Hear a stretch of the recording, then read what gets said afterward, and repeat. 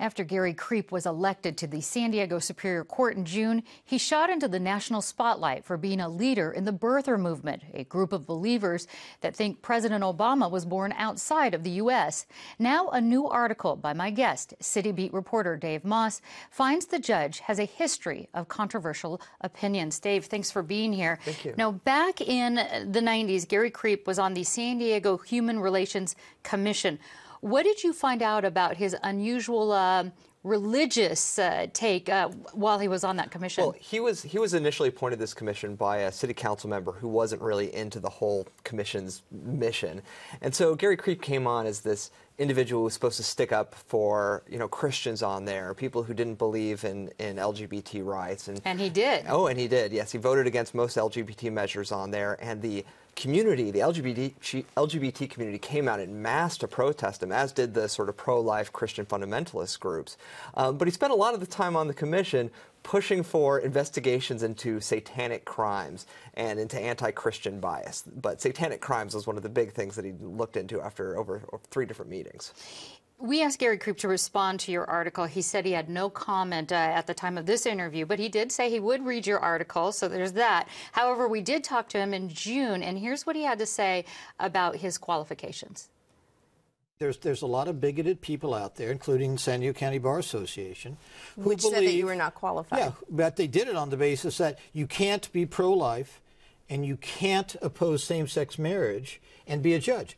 That's what they told me. That's a religiously bigoted statement which will be further investigated by me, and I'm going to move forward on that. Has he moved forward on that? Not that I know of. I have not heard any movement on that whatsoever. Let's talk about his qualifications. What is his history back at the commission and some other things that we'll talk about in a moment? What does that have to do with his qualifications right now? Well, typically judges are supposed to stay out of politics, stay out of any kind of controversies, because they don't want to give the impression that they're biased or that they have any kind of agenda.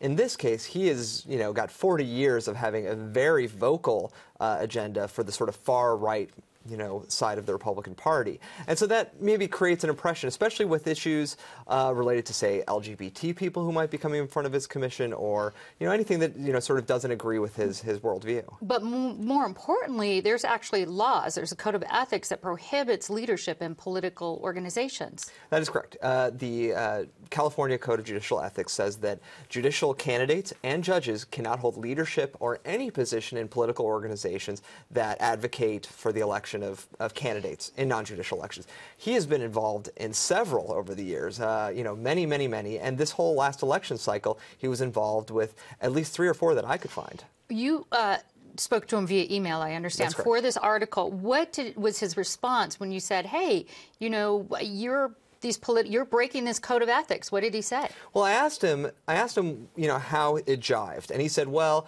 I resigned from my leadership positions of these groups, and I asked him, could you show me documentation of that? Now, this is a guy who has spent the last 4 years demanding that Barack Obama hand over his birth certificate, and when Obama has, well, that's a fake one. Hand over another one. He wouldn't give me these letters of resignation. And in fact, if you go through the records with the FEC Commission, he's worked as a consultant for these groups. He's worked as a lawyer. Their office, the headquarters are rented out of his office space. He's paid for meeting expenses and travel expenses. I mean, he's clearly very involved in at least 3 or 4 different groups.